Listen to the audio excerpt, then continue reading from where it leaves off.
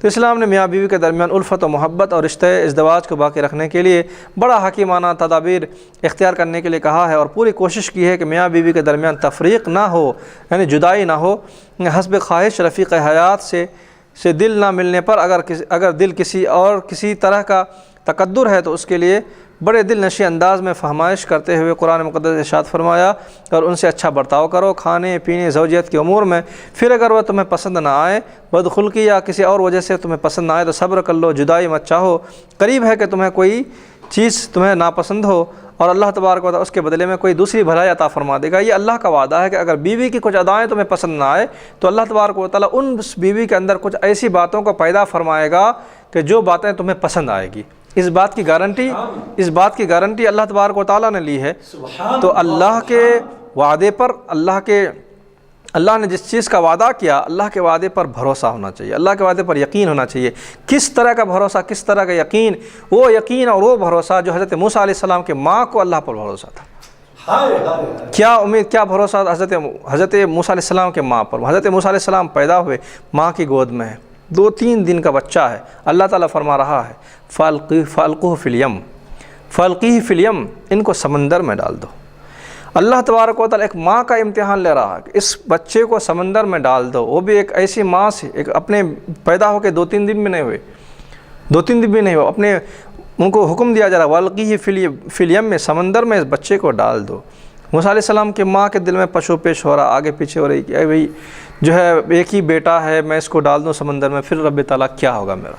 اللہ تعالیٰ نے فرمایا اِنَّا رَادُّهُ إِلَيْكَ، میں اس بچے کو آپ کی طرف لوٹاؤں گا۔ سمندر میں گرنے کے بعد کیا ہوتا ہے؟ عام طور پر زندگی ختم ہو جاتی ہے، لیکن اللہ تعالیٰ فرما رہا اِنَّا رَادُّهُ إِلَيْكَ، اے موسیٰ میں اس بچے کو آپ کی طرف لوٹاؤں گا، یہ میری ضمانت ہے، یہ میری گارنٹی ہے۔ سبحان اللہ۔ پھر کیا ہوا؟ اللہ کے اس وعدے کو سن کر موسیٰ علیہ السلام کی ماں پھر بھی پشو پیش نہیں کی کہ جب اللہ نے وعدہ کیا ہے تو اللہ تبارک و تعالیٰ اپنے وعدے کو پورا کرے گا۔ فوراً ایک باکس بناتی ہے، باکس کے اندر ان کو بچے کو ڈال دیا، موسیٰ علیہ السلام کو سمندر میں ڈال دیتے ہیں۔ پھر وہ باکس بہتے کہاں گیا؟ فرعون کے دربار میں، فرعون کے محل سے گزر رہا تھا، وہ عورتیں دیکھ رہی تھی کچھ نہر کے کنارے، باکس کو اٹھا لیا، دیکھتے ہیں کہ ایک خوبصورت بچہ ہے۔ پھر حالانکہ فرعون نے بھی دیکھا کہ یہ جو ہے یہ تو اسرائیلی ہے، وہ قتل کرنا چاہ رہا تھا۔ ان کی بیوی حضرت آسیہ نے منع کر دی کہ نہیں اس بچے کو اپنا بیٹا بنا لیں، ہمارے لیے وقت گزاری کا ذریعہ بنے گا، قرۃ عین لی بولا کہ میری آنکھوں کا ٹھنڈک آپ کی آنکھوں کا ٹھنڈک ہوگا۔ فرعون مان گیا۔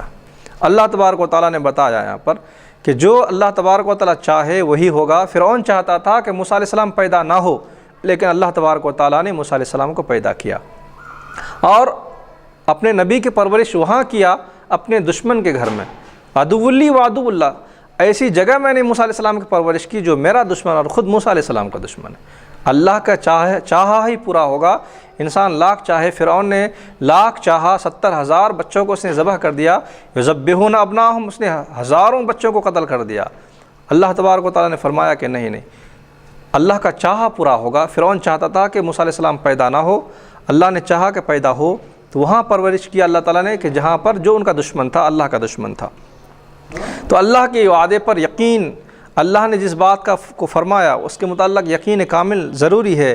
تو اللہ تعالیٰ فرما رہا ہے کہ اگر تمہیں اپنے بیوی کے متعلق کوئی بات ایسی ناپسندیدہ لگے، اچھا نہ لگے، یا پھر تم اس سے بدظن ہونے لگو تو اس پر صبر کر لو اور جدائی مت چاہو، کیونکہ تمہارے صبر کی وجہ سے، تمہارے تحمل کی وجہ سے، تمہارے بردباری کی وجہ سے رب تعالیٰ تمہاری بیوی کے اندر ایسی خوبی اور ایسی جامع صفات پیدا فرمائے گا کہ جو تمہیں وہ عورت، وہ لڑکی جو اب تک تمہیں ناپسندیدہ معلوم ہو رہی تھی، اب اس کے بعد اللہ نے دوسری صفتوں کو پیدا فرمایا کہ جس کی وجہ سے وہ عورتیں تمہاری بیوی تمہیں پسند آئے گی، تم اس سے محبت کرنے لگو گے۔